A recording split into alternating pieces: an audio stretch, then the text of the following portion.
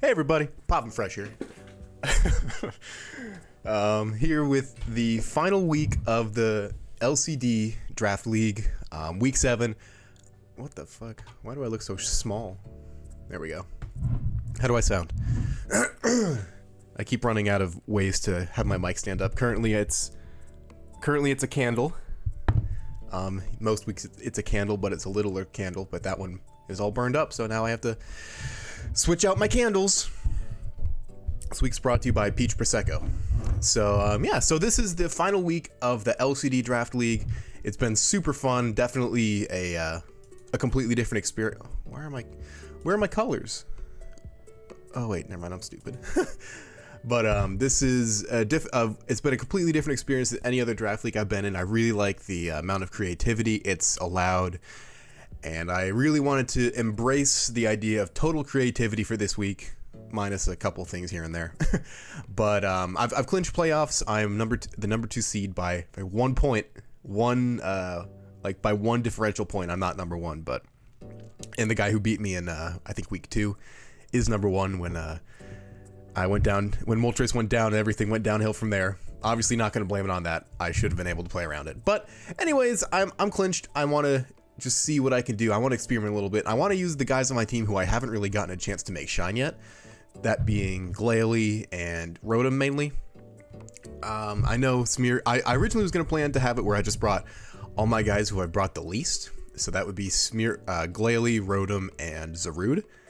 But again, Zarude did not look like it would be the optimal bring this week. Unfortunately, maybe he'll show up in playoffs. Who knows?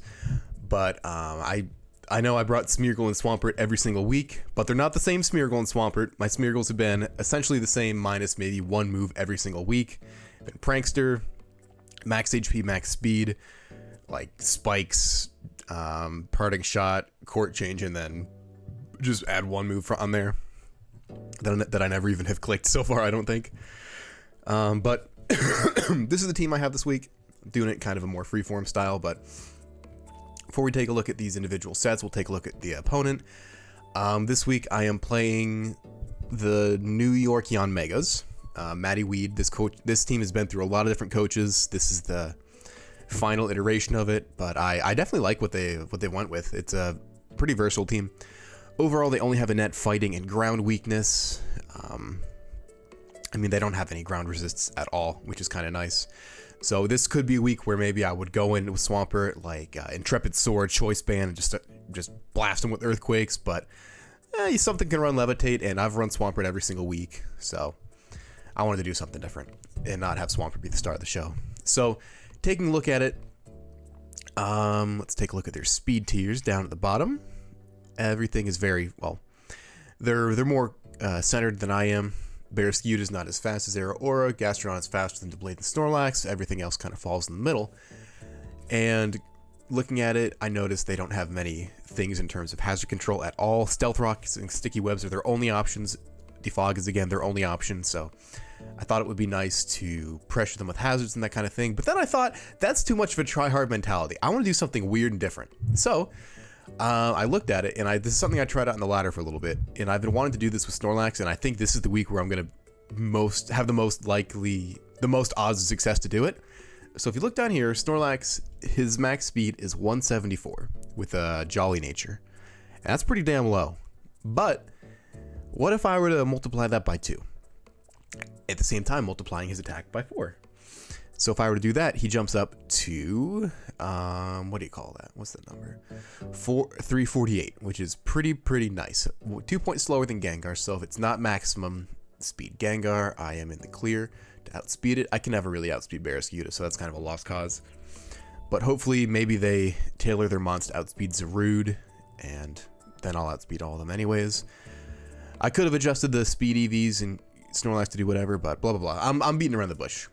This week is kind of based around the idea that I want Snorlax to just go in. So this is a Belly Drum Unburdened Snorlax with a Citrus Berry. My HP EVs are just there to make sure that I cut myself to exactly half so that I can get the Citrus Berry. Because if I go to half plus 1 HP, my Citrus Berry doesn't proc. I'm kind of just fucked. So I need it to go exactly to half. Then I get 4 times attack. Return Ice Punch and Last Resort. Return an Ice Puncher there because I need to use something to get to Last Resort. I ideally could Ideally, I would just be using Last Resort, but I ran the numbers. Last Resort is slightly worse than Ice Punch when it comes to taking on his normal resists, being Credilli. I think Clink Clang always dies because it's not as bulky as Credilli is. Let's see. 8697, 6150. Okay, so they might be kind of comparable, but either way, I don't think Clink Clang shows up. I have too many other threats against it. Swampert and Moltres is kind of scared away by themselves. But anyways, with just this moveset right here, Return pretty much kills everything. Ice Punch can kill maximum invested Credilli in one hit. It also OHKOs Gengar, which is another threat I could have to worry about. And Last Resort just kind of kills everything from there once I have that set up. But in order to do that, I need to really to have Snorlax go in, I need to get rid of Gengar and Barraskewda. So my two ways of getting rid of that are between Rotom and Doublade. So Rotom first, we'll look at it. It's Aerialate with Choice Scarf, Hyper Voice, Trick, Pain Split, and Volt Switch. This is essentially an all-in offensive Rotom. Choice Scarf makes it faster than everything else on, or it makes it faster than max speed Barraskewda, I believe. It OHKOs it with Hyper Voice, it OHKOs it with Volt Switch. Trick is to fuck things up. Pain Split is because I literally couldn't think of anything else to put in that last slot because of something else we have down here. Big Swampert. Wait, let's go ahead and zoom in on this a little bit. Make it easier to see. Because of Swampert, I can't have Toxic or anything like that. So I just threw Pain Split on there. And Doublade, this is my favorite set that I've made all season because it's so particular and it's I don't know, I really like it. Doublade is the perfect Gengar counter with only one ability. So Gengar shows up essentially in two ways in this format. It shows up with Sheer Force, with a Life Orb, and Sludge Bomb, Shadow Ball, Focus Blast, and a fourth move. Or it shows up with No Guard Hypnosis. So between Swampert and Doublade, I have all of those options completely covered. Swampert has Misty Surge to prevent any kind of status. And as long as I get that in first, I can get that in and switch out to Doublade automatically. In case so Swampert's going to be my lead this week, not Smeargle. So I send in Swampert, send in Doublade, assuming it's Gengar lead, which I doubt it is, but it might be. So then from there, as long as the Misty Terrain's up, Gengar cannot touch Doublade. And that is all on account of this fancy little ability here, Bulletproof, which really doesn't see very much play. I personally had to Google it to see exactly what it did, because it's when do you ever see Bulletproof come into play? But Bulletproof blocks every single move that Gengar can use, essentially. It blocks Sludge Bomb, it blocks Shadow Ball, it blocks Focus Blast. Granted, Doublade also kind of takes care of Shadow Ball and Focus Blast by itself. Originally, this was a bulletproof Zarude, but Zarude was able to get KO'd by Barraskewda with Close Combat if it was banded, so that doesn't really work out because if I switch it in on, if I have to end up switching it in on a Barraskewda for some reason, it'll go down before it can do anything else in response. But yeah, so I'm using Doublade. I really like Doublade. It's so bulky. And it also has better options against things that can switch in to counter it. So I have Shadow Sneak, Shadow Claw. The combination of those two moves will always take out Barraskewda.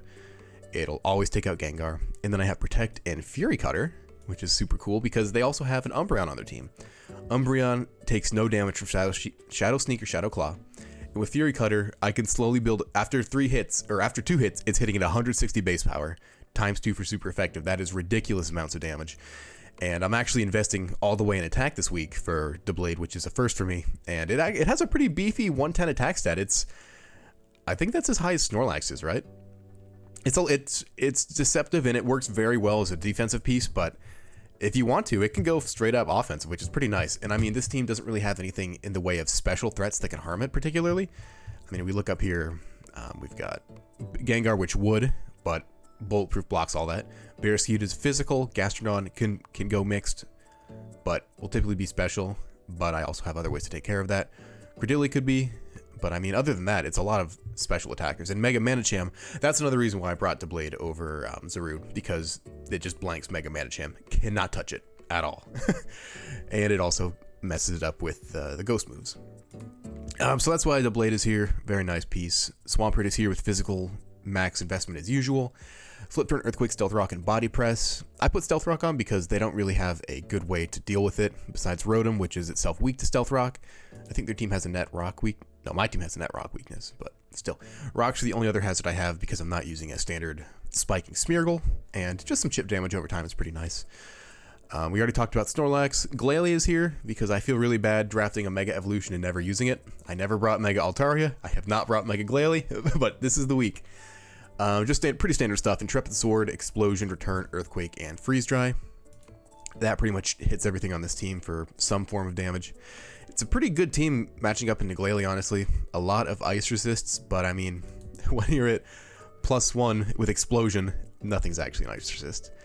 Glalie is EV'd to outspeed Darmanitan by 1 point. Typically, their Darmanitan has been tinted lens, so it has no resists, which is pretty nasty. But honestly, I can outspeed it and kill it with Rotom. I can outspeed it and kill it with Glalie. It will absolutely demolish the Blade, but it would also demolish the Zarude, which is another reason why I picked the Blade over Zarude.